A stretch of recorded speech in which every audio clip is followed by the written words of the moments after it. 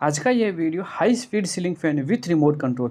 लेटे लेटे हम भी फैन की स्पीड को कम ज़्यादा कर सकते हैं, फिर चेयर पे बैठे रहें तब भी हम फैन को रिमोट से कंट्रोल कर सकते हैं और कम से कम लाइट यहाँ पे कंज्यूम करता है। तो यहाँ पे आप देख भी पा रहे हैं कि मैं रिमोट से इसको कंट्रोल किया और अब बहुत ही स्मूथली फ़ैन चलता है। इसकी आवाज़ जो है वो भी कम है। पुराने जो सीलिंग फ़ैन है उनकी तुलना में यह पावर ही बहुत कम कंज्यूम करता है। नमस्कार दोस्तों, मेरा राकेश, स्वागत है आपका अपना यूट्यूब चैनल इलेक्ट्रिकल सॉल्यूशन। आशा करता हूँ कि आप सभी बहुत ही अच्छी होंगी। तो शुरू करते हैं ये वीडियो। इस फ़ैन की एमआरपी की बात की जाए तो 6640 एमआरपी है, लेकिन मैं इसे इसकी हाफ रेट से लोकल मार्केट से परचेज किया हूँ। और तूफ़ान कंपनी का हाई स्पीड सीलिंग फ़ैन है विथ रिमोट कंट्रोल। और इसके साथ हमें क्या क्या एसेसरीज मिलती है वो भी आपको मैं इस वीडियो में समझाने की पूरी कोशिश करूँगा। तो यहाँ पे यह जो फ़ैन है अलग-अलग कलर में अवेलेबल है, तो 4 कलर इसके ऊपर आपको बिल्कुल क्लियर दिख रहे हैं। तो यहाँ से आप देख सकते हैं ये 4 कलर में अवेलेबल है। और इसकी वारंटी की बात की जाए तो 2+2 ईयर इसकी वारंटी है और 30 वाट विथ लोड यह पावर कंज्यूम करता है। 2+2 ईयर इसकी मोटर की वारंटी है, 2 ईयर पीसीबी ड्राइव की वारंटी है, 2 ईयर ऑन साइड वारंटी है और इसका जो रिमोट है उसकी कोई वारंटी नहीं है। तो वारंटी कार्ड इस बॉक्स के अंदर मिलता है हमें, तो उसको यहाँ पे सेफ रखना है। अभी मैं यहाँ पे इस सीलिंग फ़ैन की एसेसरीज़ को बाहर निकाल लेता हूँ। और जो ये फ़ैन है ये वाइट कलर का है। यह फ़ैन मोटर 100% कॉपर की मोटर, आप ये ना सोचें कि ये एल्यूमिनियम का मोटर है। और ये इसकी ब्लेड हैं जो इसको हम पंखुड़ी बोलते हैं। और जो ये मोटर का इसका ऊपर वाला हिस्सा, इसमें पीसीबी ड्राइवर और यहाँ पे इसके साथ ये रोड मिलती है। और यहाँ पे ये इसके नट बोल्ट हैं, क्लैम है और ये इसके कैनोपी जो इसको कप भी बोलते हैं और ये भी रिमोट है। यहाँ पे आप रोड की साइज़ को आप अपने आवश्यकता अनुसार मार्केट से परचेज़ भी कर सकते हैं। अगर यहाँ पर आपको इससे लंबी रोड की आवश्यकता हो तो आप लोकल मार्केट से परचेज़ कर सकते हैं। और यहाँ पे जो वायर की लेंथ है अपने आवश्यकता के अनुसार रखना है कि जितने आप वायर चाहिए।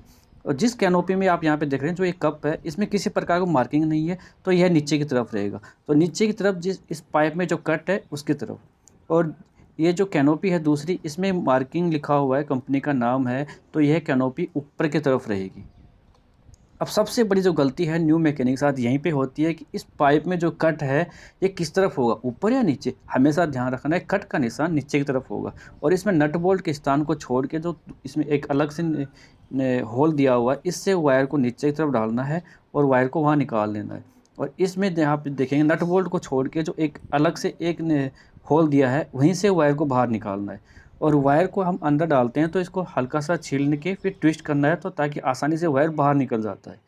तो यहाँ तक काम कंप्लीट है। अब इसमें सबसे पहले हम इस मोटर के साथ इसका वायर कनेक्ट करेंगे। तो मोटर का वायर कनेक्ट करने के लिए आप यहाँ पे देखेंगे जो इस मोटर के ऊपर एन और एल, इसमें 2 पॉइंट लिखा हुआ है। तो इन दोनों को यहाँ पे स्क्रू को खोल के पतले ड्राइवर का स्क्रू ड्राइवर का यहाँ पे यूज़ करना है, ताकि आसानी से स्क्रू खोल के हम इस वायर को कनेक्ट कर लेना है। यहाँ पर नट बोल्ट को बाद में फिक्स करना है, क्योंकि पहले नट बोल्ट लगा देंगे तो ये जो स्क्रू है लगाने में यहाँ थोड़ा दिक्कत होगा। तो यहाँ पे पहले मैं इसका जो वायर है ये कनेक्ट करूँगा। तो मैं कैमरे को यहाँ पे जूम कर लेता हूँ और यहाँ पे आप देख पा रहे हैं कि एन और एल, तो इसमें एक एक वायर कनेक्ट करना है। यहाँ पे गलती नहीं करना है कि दोनों वायर को एक ही पॉइंट में कनेक्ट कर दें, ऐसा गलती नहीं करना है। एक वायर को एन पे और एक वायर को एल पे, तो इस प्रकार से यहाँ पे कनेक्ट कर लेना है। उसके बाद का जो इसमें प्रोसेस है वो नट बोल्ट को यहाँ पे इस मोटर के जो ऊपर वाला ये शाफ्ट दिया हुआ है इसमें फिक्स कर देना है।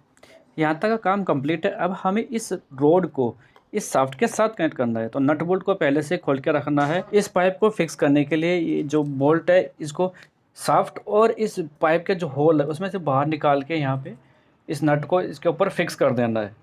तो यहाँ पे नट जब फिक्स हो जाए तो उसके बाद में इसमें सेफ्टी जो पिन है इसका यूज़ ज़रूर करना है। तो यहाँ पे इसको प्लायर की मदद से टाइट कर देना है। अगर प्लायर से टाइट ना हो तो आप एक प्लायर और यूज़ कर सकते हैं या फिर स्पैनर का भी यूज़ कर सकते हैं। सेफ्टी पिन लगाने के बाद जो ये कैनोपी है, इसे हम कप्पी और कैनोपी दोनों बोलते हैं, तो इस कैनोपी को नीचे की तरफ कर लेना है। और ध्यान रहे कि किसी प्रकार का इस मोटर के साथ तो वायर यहाँ पे टच ना हो, क्योंकि अगर ऐसा होगा तो ये फ़ैन चलेगा तो इसमें आवाज़ आने की संभावना ज़्यादा होती है और यहाँ पे शॉर्ट सर्किट भी हो सकता है। अब यहाँ पे बचता है ऊपर वाला क्लैंप, तो ये वाला लगाएंगे हम फ़ैन को जब ऊपर तरफ इंस्टॉल करेंगे तब। अभी हमें यहाँ पे फ़ैन की ब्लेड लगाना है। तो सिंगल स्क्रू को छोड़ के जो डबल डबल ये स्क्रू दिए हैं इसको यहाँ पे खोलना है। जो हमारे फ़ैन के जो ब्लेड है इसके साथ इसी साइज में स्क्रू यहाँ पे लगे हुए हैं, तो इनको यहाँ पे खोलना है। तो यहाँ पे ये 6 स्क्रू खोल लेना है और इसको ब्लेड को यहाँ पे लगाना है। स्क्रू खोलने के बाद यहाँ से जो ये पेपर टाइप का निकलता है, इसको आप लगा भी सकते हैं या फिर निकाल सकते हैं।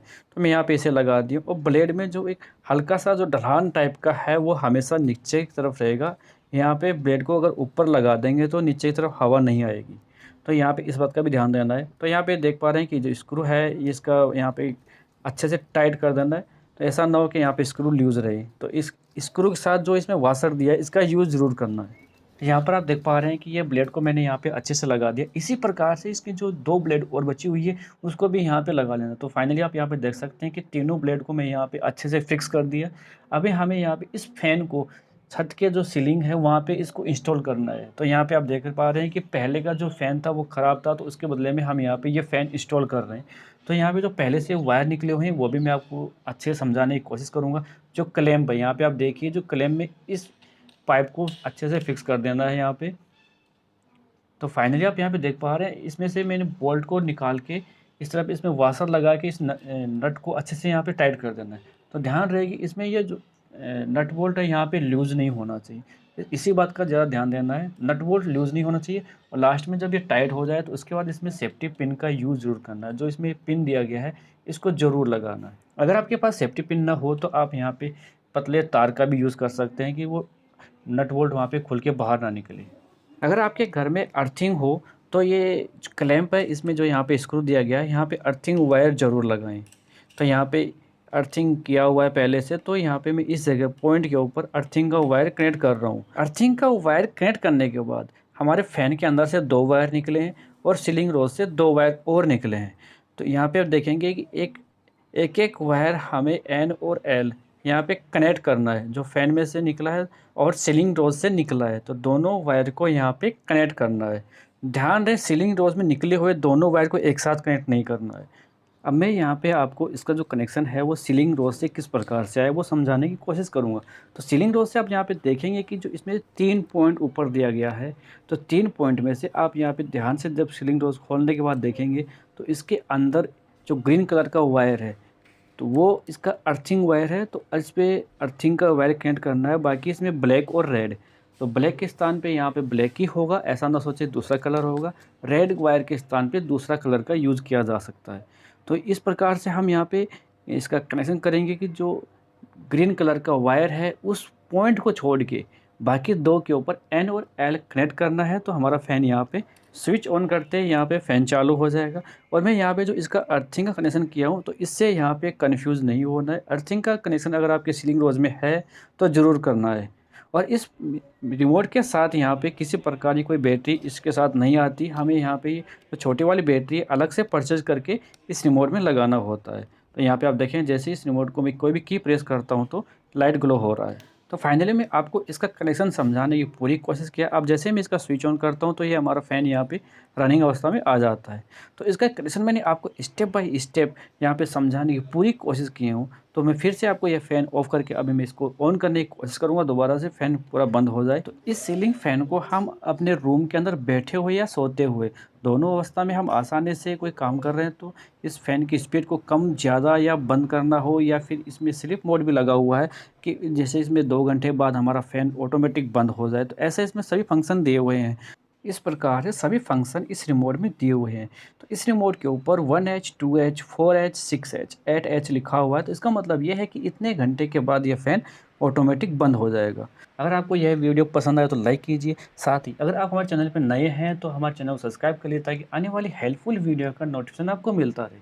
उम्मीद करता हूँ मेरे द्वारा दी गई जानकारी आपके लिए बहुत ही हेल्पफुल रहेगी। इस वीडियो से अगर आपको कोई सवाल या सुझाव है तो आप हमें कमेंट बॉक्स में पूछ सकते हैं। इस वीडियो में इतना ही। धन्यवाद दोस्तों, मिलते हैं फिर एक नई वीडियो में। जय हिंद।